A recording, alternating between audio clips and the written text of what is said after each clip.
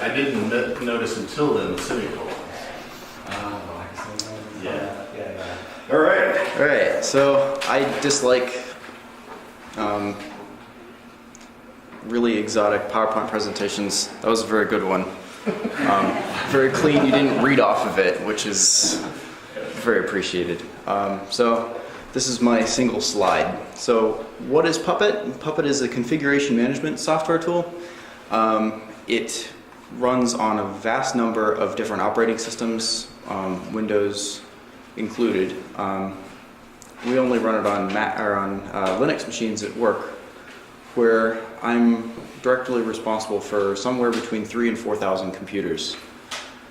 So that's where it's really strong, is it really lets you get control over all of your machines and spread your configuration files across a lot of machines. If you're not running more than about 3 machines, don't use this. It will not help you. But if you have a lot of machines that are running very identical configurations, then this is really what you want to do. This is a really great way of doing this. There's several other packages out there that will help you do sort of the same thing. CF Engine is a big one in the industry. Salt, I've never heard anyone say anything bad about Salt, which makes me wonder who got paid off. But I personally really like Puppet.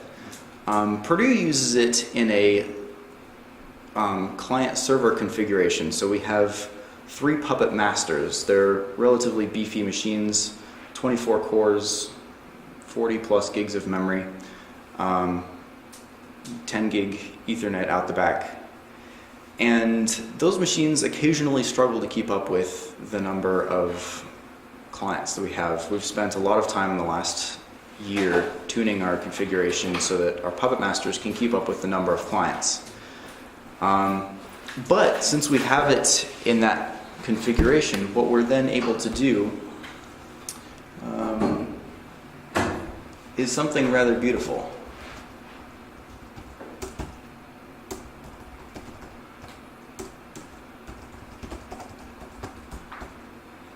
There's a, I can't type. There's a fantastic package out there called Foreman that lets you get a hold of all of your machines. Everything effectively logs to it.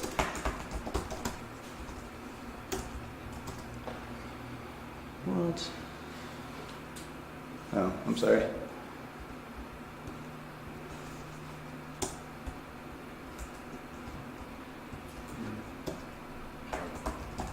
There we go. Now I'll have a display.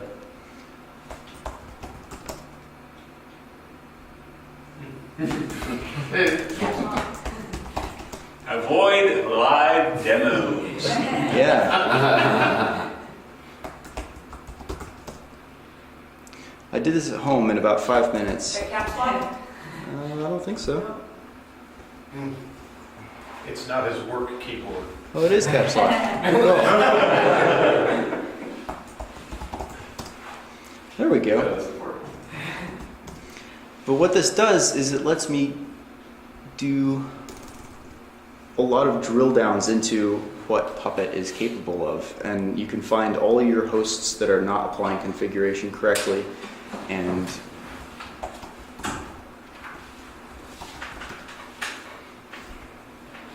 so here we have 1,400 Puppet hosts. We're trying to get the rest of our machines into Puppet. It's moving slowly. So we have a couple clusters of machines that we're trying to get into Puppet configuration. Right now they're in CF Engine. And so you can see that we're developing specifically Carter. And I can click on these guys and figure out exactly what went wrong on the latest Puppet run, or on any Puppet run really.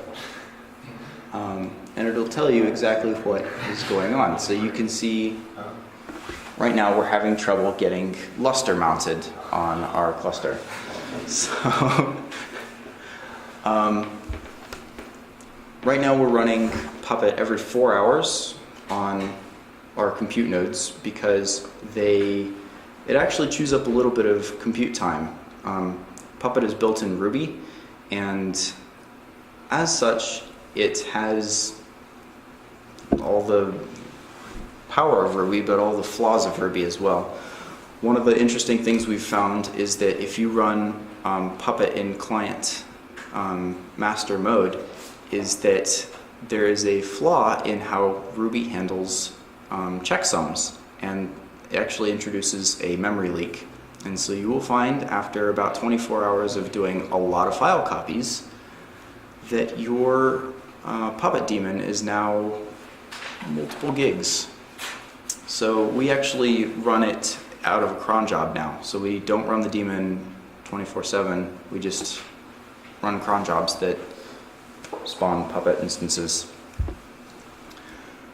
So what would you use this for?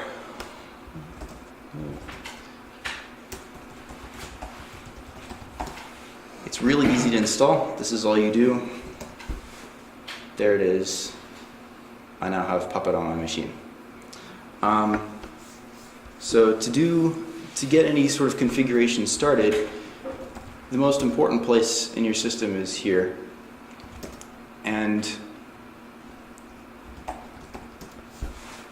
there's your Puppet config. This is the config file that tells Puppet how to run and what to run out of.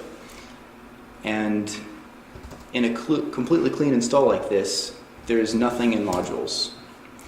And if you're going to run a master, you very much need this directory. And you need it to contain this file.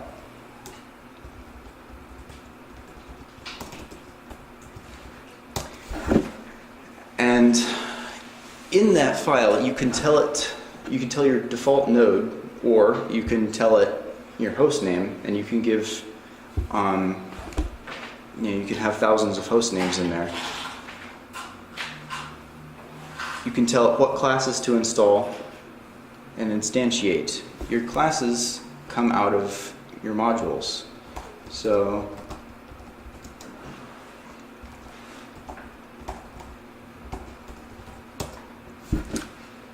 let's start with a simple Apache module, and we'll go into questions. So to do any module, you need 3 folders inside, 3 directories in here. You need templates, which you can compile any sort of config file out of. You can give it all sorts of things. It computes ERB files, so all you have to do is tell it that it's an ERB file, and you get all of Ruby to calculate whatever you want in your templates. You need a manifests folder, and that's where all of your actual Puppet config goes. And then you need a files directory, where if you have just flat config files you don't want to spend time computing, that's where they go. So all of your files in your manifests must end with .pp, or Puppet gets confused, and your first one must be init.pp, or again Puppet will get confused.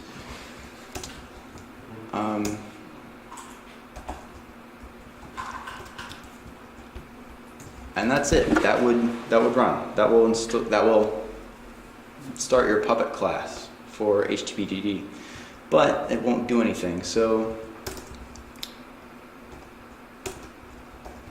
to get it to do something, you have to call. I'm going to have it call a series of files inside of here. So we're going to do a parameters file. And that's generally where Purdue keeps all of our variables that you're trying to organize inside of a thing. So if you have certain classes of machines that need certain classes of configuration files, that's where we do it. This little guy here is called a chaining arrow, and Puppet is a little bit special in that it doesn't organize anything. When you run Puppet, your code does not run from top to bottom as you might expect. It runs in any order it damn well pleases. And debugging that can be a little bit interesting. So I just, by habit, chain everything.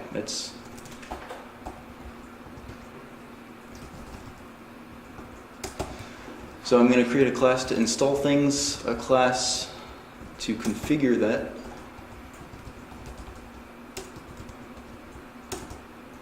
and then a class that makes sure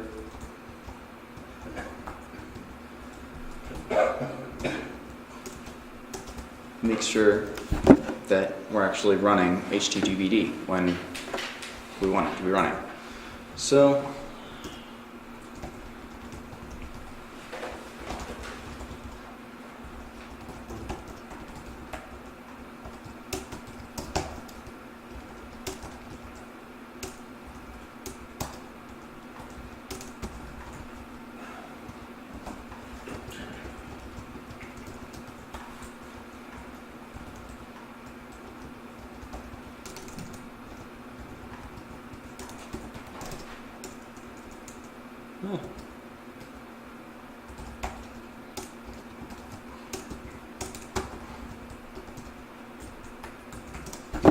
that will install Apache and get it to the latest version that is in that repository. That's all you need to do.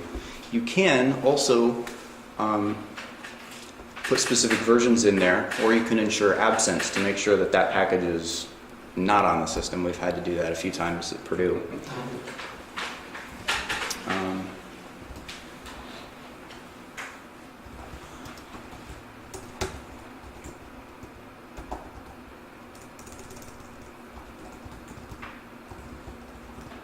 Right now I don't really want to instantiate any,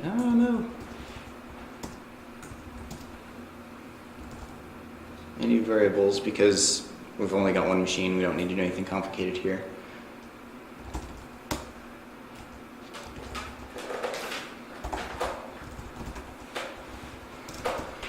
And this is where the power of Puppet really starts to shine. So if we have a config file, say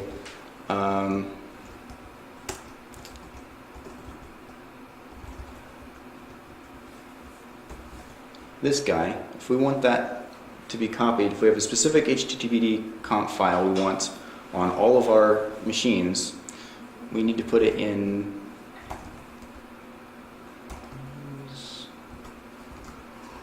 that in there. And so if I edit this guy,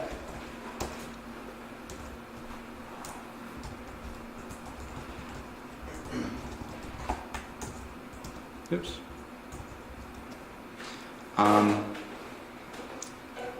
I can copy that guy down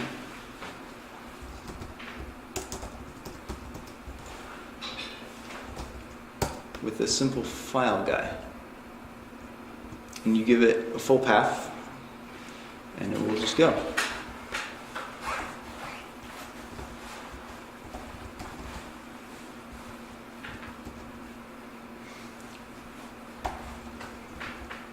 What is that, root by default? Pretty sure.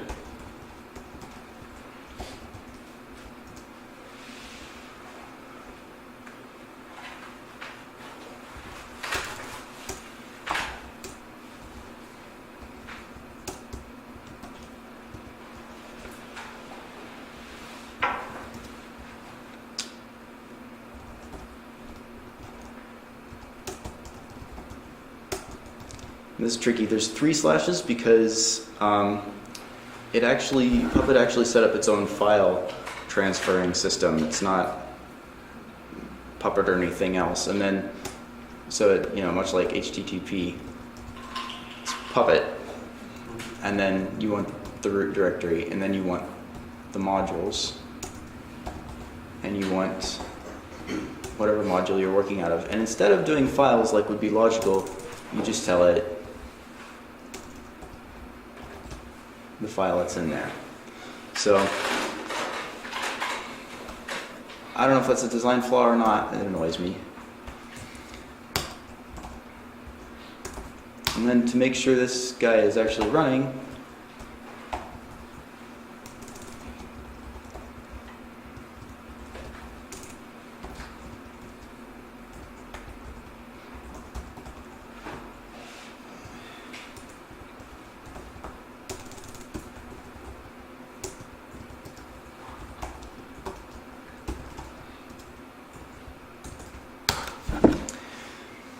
And that should do it. We'll see if this actually runs. So, everything is more or less in place. I don't have any templates, but the directory is there. Oops.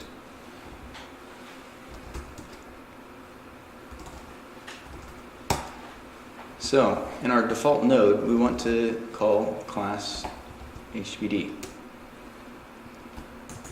And now, we do this. We'll see if I have any errors. I do. This worked the first time when I tried it at home, so.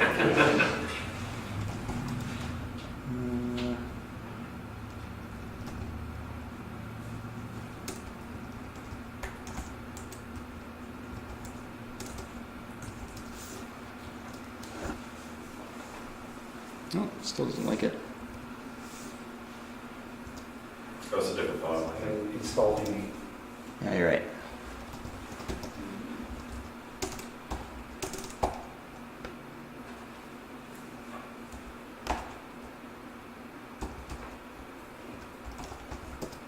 What did I do wrong here? Ah, that's what I did wrong.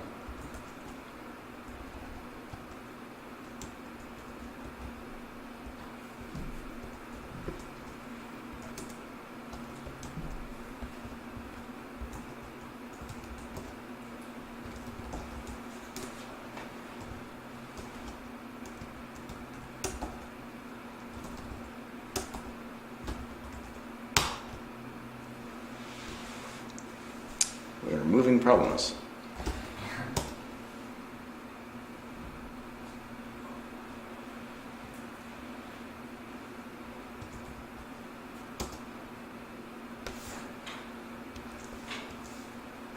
Ah.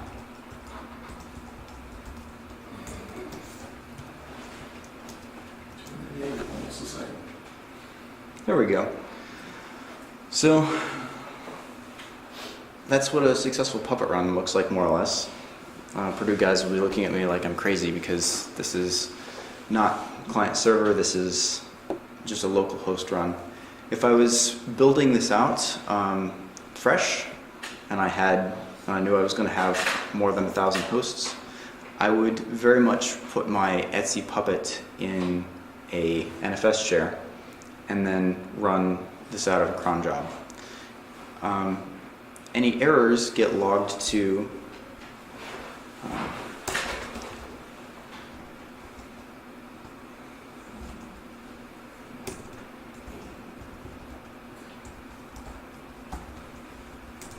oh, they moved it in Fedora, didn't they? I forget where it is. var log messages on Red Hat systems. But there's a huge number of things you can do inside of Puppet that are built in by default. Let's see if I can get this over here. So this is an essential reference. Oops. While I was learning Puppet, and I still refer to it all the time. All of these guys, you can ensure mounts, mail lists, hosts, groups. I showed you dropping files down. You can make sure that cron jobs are in place. You can make sure that packages are down. I showed you that one. I don't even know what that does, but you can set up new Yum repos. You can make sure that there's SSH authorized keys in place. And if you look at it, it tells you exactly everything that you can tell it. So in terms of, if I go to the top and I show you packages, there's a faster way to do this. If I show you the package section, there's a huge number of things you can do. You can tell it, so I just told it the name. I want HTTPD, and I want to make sure that's latest. You can also tell it OpenBSD flavors. You can tell it platform. You can tell it the source repo that you want it to pull it from. There's a huge number of different things that Puppet has by default, and you can expand those if you get really into it. There's another thing that Puppet has that we make a lot of use of at Purdue. It's called factor, and it figures out how long the machine has been up, all sorts of various different kinds of things. There's more information about my machine than you probably want to know, but it knows a colossal amount of things, and all of these guys show up as variables inside of Puppet. So I can drop all sorts of things down onto the machine, depending on various different things. You can say, if your machine has more than 4 gigs of memory, make sure you're also instantiating a SQL class, and pull your configs that way. So, lightning talk, so I'm going to call it done, but that's more or less how you Puppet. Thank you.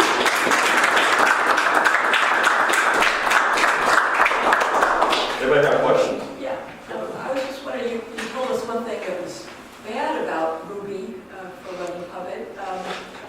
Any particular ideas as to what's good about Ruby that led them to choose that for creating Puppet? It's a modern language. It's very easy to learn and get into. It's interpreted, so you don't have to deal with compilers. If you have problems, you can dig straight into the code. My office buddy calls it hipster Perl, so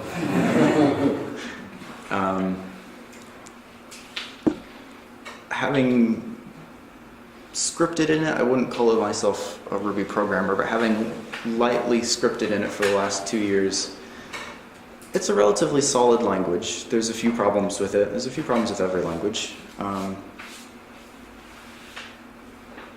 I don't know why they chose Ruby, but it's not a bad language. Since it is Ruby, you can expand factor. Factor is also written in Ruby, and you can get it to do all sorts of crazy things. We have it detect which building the machine is in based on all sorts of network things that it computes at the node. And if it wasn't built as part of a language, then you would have problems. So I think it's just that they picked a language that they all liked and ran with it. So. How would you compare your use of Puppet with you said you guys were using CF Engine before? Like, what prompted the change? What are kind of some of the good things about either system, or the differences between those two systems, or any other configuration management types of systems? So, the two configuration management systems that I have a lot of experience with are CF Engine and Puppet. Granted, my experience with CF Engine has been markedly negative due to a large list of reasons that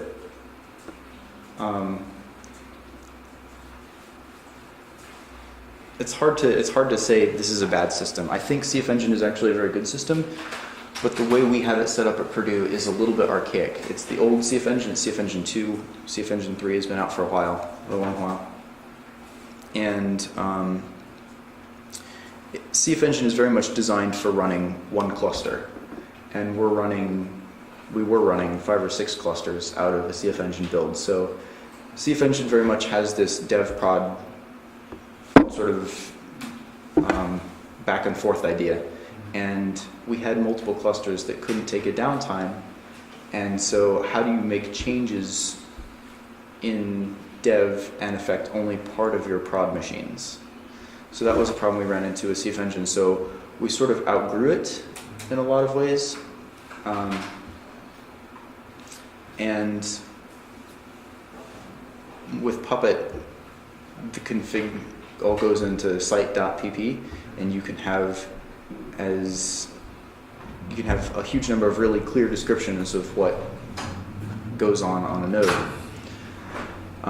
The other thing that makes a huge difference is when we first install a new node at Puppet at Purdue, there's a humongous list of all the changes that Puppet makes on the machine, all the packages that it gets installed, all the Open Fabric stuff it does, all the InfiniBand drivers that get installed, all the lusters that get mounted, there's a huge number of things that happen, and it produces thousands of lines of output.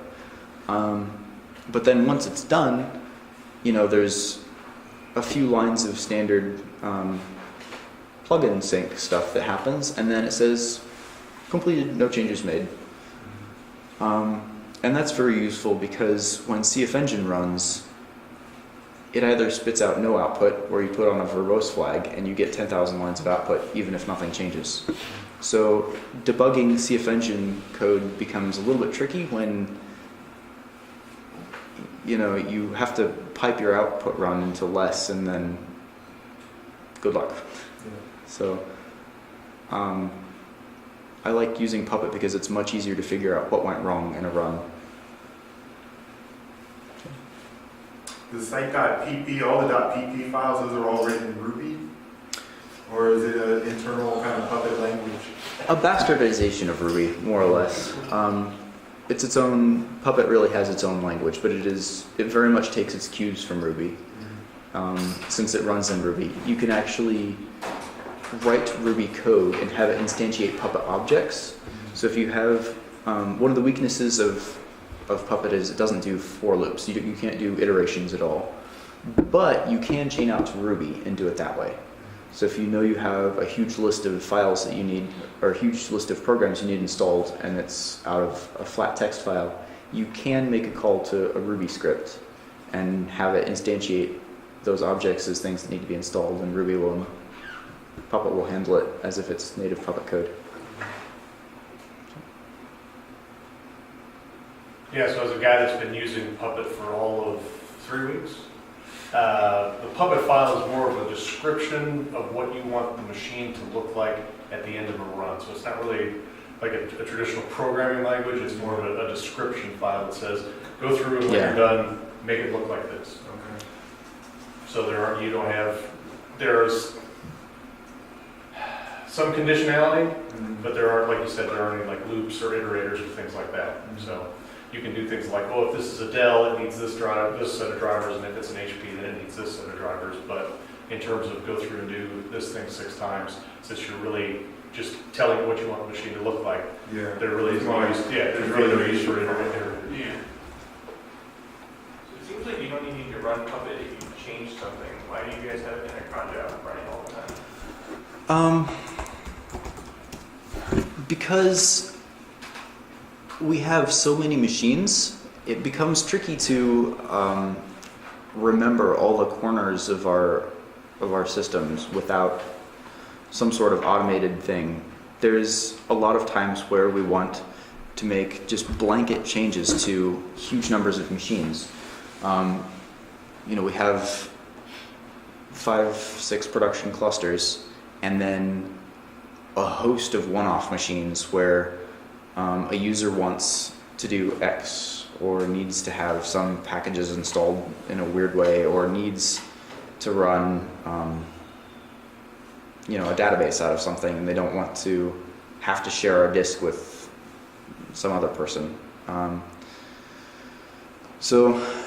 It becomes sort of a matter of sanity to have a system that checks to make sure you're up to date every now and then reports whether or not it's broken to a dashboard that says, okay, this host came up clean in the last run, or this host had problems. So that from an administration side, you can go and dig into where your config went wrong and where your machines are having trouble. So yeah, if you're really trying to run a huge amount of performance out of your machines, then it would make sense to only run Puppet manually.